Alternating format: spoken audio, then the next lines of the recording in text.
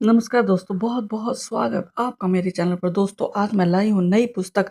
इसका नाम है बाली के गलियारों में। आप देख सकते हैं, यात्रा वृतांत है और इसके रचयिता हैं बलजीत सिंह जी। जी दोस्तों, आज मैं इस पुस्तक के बारे में बात करूँगी। पेपरबैक में 2025 में आई है। मूल्य ₹299, पृष्ठ 184 और ये बोधि प्रकाशन जयपुर से आई है। परिचय देना चाहूँगी बलजीत जी का। राजपुरा हिसार में जन्मे, वहीं के निवासी हैं। इन्होंने स्नातक किया है, डीएड किया है, कला अध्यापक का कोर्स किया है, लेखन व फीचर लेखन का भी कोर्स किया है। पेशे से ये किसान हैं, यायावर हैं। इनकी 10 पुस्तकें प्रकाशित हो चुकी हैं। निबंध, उपन्यास, हाइकू, क्षणिकाएं, यात्रा वृतांत, ये इनकी विधाएं हैं। अकादमी का इनको श्रेष्ठ कृति पुरस्कार मिल चुका है और अनेक सम्मान मिल चुके हैं। यह पुस्तक इन्होंने समर्पित किया देश प्रदेश में रहने वाले उन व्यक्तियों को जिनके हृदय में विदेशी पर्यटकों के प्रति आदर सत्कार की भावना होती है।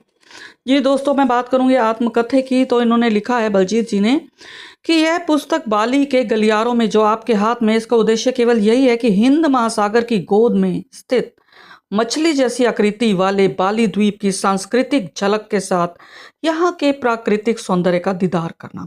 बाली में 6 दिन रहने के दौरान मैंने जो कुछ देखा उसे भुलाया नहीं जा सकता। सचमुच बाली यात्रा मेरे लिए काफ़ी रोमांचक थी और यहाँ कुदरत के अद्भुत नज़ारों का दीदार करके मेरी विदेश यात्रा वाला सपना पूरा हो गया। जी, इनकी प्रथम विदेश यात्रा थी। ये तो खूब घूमते हैं, यायावर हैं अच्छे। और देखिए, बाली मानचित्र, जैसा इन्होंने बताया, बाली द्वीप का मानचित्र मछली की आकृति वाला, ये मैं आपको दिखाना चाहूँगी। और इस पुस्तक में यथा योग्य चित्र भी हैं साथ के साथ, लेकिन ब्लैक एंड वाइट। जी, और अब मैं बात करती हूँ समीक्षा की। तो 2 सितंबर से 9 सितंबर 2024, यानी 8 दिनों की यात्रा है। इसमें इंडोनेशिया के द्वीप बाली के प्राकृतिक भौगोलिक सौंदर्य की यात्रा कराई है। लेखक यायावर हैं। प्रथम विदेश यात्रा है, सोलो ट्रिप है, सबसे बड़ी बात। पल पल को इन्होंने कलमबद्ध किया है। डायरी शैली है, विस्तृत है, वृत्तांत है, श्वेत श्याम चित्र हैं। बीच बीच में रोमन लिपि का प्रयोग भी किया, जो मुझे लगता है नहीं करना चाहिए। और बाली को देवताओं का द्वीप कहा जाता है। मछली के आकार का है। चप्पे चप्पे पर बिखरी प्रकृति, जीव जंतु, मंदिर, झरने, समंदर और उसके अतिरिक्त मूछों वाले बंदर। जी, इन्होंने यहाँ बताए मूछों वाले बंदर थे। और मंदिरों की भी भरमार है यहाँ पर। पांडवों की मूर्तियां हैं, धनुर्धारी अर्जुन की प्रतिमा है। और स्कूटर पर ये खूब घूमे वहाँ पर। नारियल पानी इन्होंने पिया और ब्लैक टी यानी बिना दूध की चाय इन्होंने खूब पी। शर्मिला यायावर हैं हमारे जो लेखक हैं, क्योंकि वहाँ मसाज वाली लड़कियों से दूर भागते रहे, शर्माते रहे। जो बीच पर अर्धनग्न जो महिलाएं होती हैं वहाँ, कहते हैं वो धूप स्नान करती हैं, यूरोपियन जो स्त्रियां आती हैं, ये उनको देखकर शर्माते रहे। हिंदू देवी देवताओं के मंदिरों के इन्होंने खूब दर्शन किए। यहाँ लाखों के बिल आते हैं, क्योंकि मुझे लगता है कि जैसा इन्होंने यहाँ बता रखा है। देखिए, मैं आपको बता देती हूँ। प्रति व्यक्ति लंच आप सोच सकते हैं कितने का होगा? 1,84,000 रुपए का। जी, तो हालांकि रुपए में कम था ये बिल, तो इसलिए घबराइएगा नहीं। और ऊंची गरुड़ की मूर्ति भी थी यहाँ पर, विष्णु जी की मूर्ति थी। ये जो है बाली जो द्वीप है, ये सबसे पहले, बहुत पहले अखंड भारत का एक हिस्सा हुआ करता था, अंग हुआ करता था। यहाँ स्वागत द्वार है, देखिए आप देख सकते हैं। मुख्य पृष्ठ पर भी ये है स्वागत द्वार। ऐसा लगता है जैसे बाहें फैलाकर आपका स्वागत कर रहा है। और ये 2 स्त्रियों की मूर्ति है, हाथ जोड़े बैठे हैं ये। तो और बाली में इन्होंने बताया कि 85% हिंदू हैं। और इन्होंने एक और बुद्धि डांस की भी बात की है। सेव बाली सेव टर्टल की बात की है। स्कूटर वाले ने ठगा इनको एक जगह पे।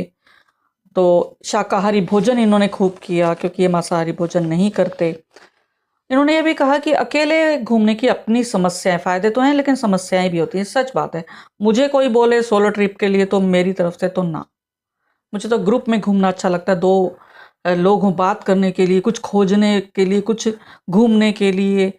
तो सोलो ट्रिप तो इन्होंने की, तो इनको मैं बड़ा एक तरह से बड़े साहस का काम लगता है मुझे तो अकेले घूमना। और इनको एक समस्या और भी आई अंग्रेज़ी ना आने की, क्योंकि देखिए विदेशों में आप कहीं भी जाएँ अंग्रेज़ी आना बहुत ज़रूरी है। लोग कह तो देते हैं कि अंग्रेज़ी सीखने का कोई फ़ायदा नहीं, ऐसा नहीं है। क्योंकि अंग्रेज़ी एक इंटरनेशनल लैंग्वेज आप मान सकते हैं, ठीक है जापान में जापानीज़ बोली जाती है, चीन में आप कहेंगे मैंडरिन बोली जाती है, लेकिन फिर भी मैंने भी महसूस किया अमेरिका वगैरह में कि आपको अगर अंग्रेज़ी आती है तो आपको कहीं मुश्किल नहीं है, लेकिन आजकल उसका भी समाधान है। मोबाइल में एक ऐप डालिए ट्रांसलेटर ऐप है जो, वो आपकी भाषा को दूसरी भाषा में तुरंत कन्वर्ट कर देगा। तो जो भी लोग विदेश जाना चाहते हैं, ख़ास करके बाली जाना चाहते हैं, वो ज़रूर इस पुस्तक को पढ़ लें, क्योंकि इसके अंदर चप्पे-चप्पे की जानकारी दी गई है। और चंद मैं अशुद्धियाँ बताना चाहूँगी। एक जगह इन्होंने लुंगी लिखा है, लुंगी नहीं होता लुंगी, जो वहाँ पर मंदिर में जाने के लिए लुंगी पहननी पड़ती है, क्योंकि कहते हैं कि वहाँ आधे हाफ कपड़ों में आप नहीं जा सकते, हाफ पैंट में, ये अच्छी बात है। तो इन्होंने लुंगी लिखा है, लुंगी नहीं लुंगी होता है। ऐसे स्विमिंग पूल नहीं होता, स्विमिंग पूल होता है। पूल जो है अंग्रेजी का शब्द है, POOL पूल, स्विमिंग पूल। ये बहुत गलतियां की हैं यहाँ पर, ये दो शब्द बहुत ज्यादा इन्होंने गलत। एक जिद लिखा है, जिद नहीं होता जिद।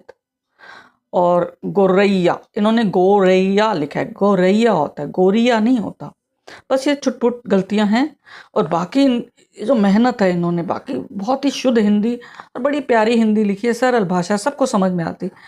मुझे पढ़ते हुए समय लगा इसको, और ऐसा लगा मैं साथ घूम रही हूँ बाली। मैंने नहीं देखा बाली, लेकिन पुस्तक पढ़कर मुझे थोड़ा सा लगे कि हाँ मैंने बाली देख लिया।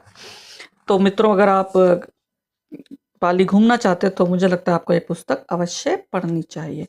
अब मैं आपको चंद पंक्तियां पढ़ना चाहूंगी। सर्वप्रथम 2 सितंबर, शुरुआत देखिए इन्होंने कैसे की है। विदेश यात्रा की तैयारी हो चुकी थी। दोपहर 11 बजे घर से निकलते समय मैंने चारों तरफ दृष्टि दौड़ाई, क्योंकि पहली बार इतनी दूर जाने पर अलग सा महसूस हो रहा था। मेरे कंधों पर केवल एक बैग, जिसमें 4-5 जोड़ी कपड़ों के अलावा जरूरत का छोटा मोटा सामान था। बैग का वजन मुश्किल से 7-8 किलो रहा होगा। खैर, अपने गांव राजपुरा हिसार से 15 किलोमीटर दूर हांसी शहर के बस स्टैंड पर मैंने दोस्तों के नाम एक संदेश लिखा। दोस्तों, विदेश यात्रा के दौरान मैं कुछ दिनों के लिए इंडोनेशिया के बाली द्वीप घूमने जा रहा हूँ। वहाँ बाली में मेरा मोबाइल काम नहीं करेगा। अगर वाईफाई की सुविधा मिलेगी तो व्हाट्सएप के माध्यम से वीडियो कॉल हो सकती है। देखिए, शुरुआत इन्होंने ऐसे की है, बता दिया कि वहाँ इन्होंने वाईफाई से ही काम चलाया, कार्ड पर पैसे नहीं वेस्ट किए इन्होंने। और अंत में इन्होंने एक पैरा मैं पढ़ती हूँ कि बाली में भगवान गरुड़ की मूर्ति पूरे इंडोनेशिया में सबसे ऊंची मूर्ति थी। इसकी ऊंचाई 397 फीट है। 5 सितंबर को उलुवातु मंदिर जाते समय हम इसके नजदीक से गुजरे थे। काश गरुड़ प्रतिमा के बारे में पहले से पता होता तो उस दिन जरूर देखता मैं। दोपहर 1:05 पर विमान में बैठने का संकेत मिला। वियत जेट वाले विमान में मेरी सीट संख्या 31 थी। करीब 2:05 पर जब विमान ने आकाश में उड़ान भरी, तब बाली द्वीप का दृश्य अति मनभावन लगा। मछली जैसी आकृति वाले इस द्वीप के चारों ओर गहरा नीला समंदर।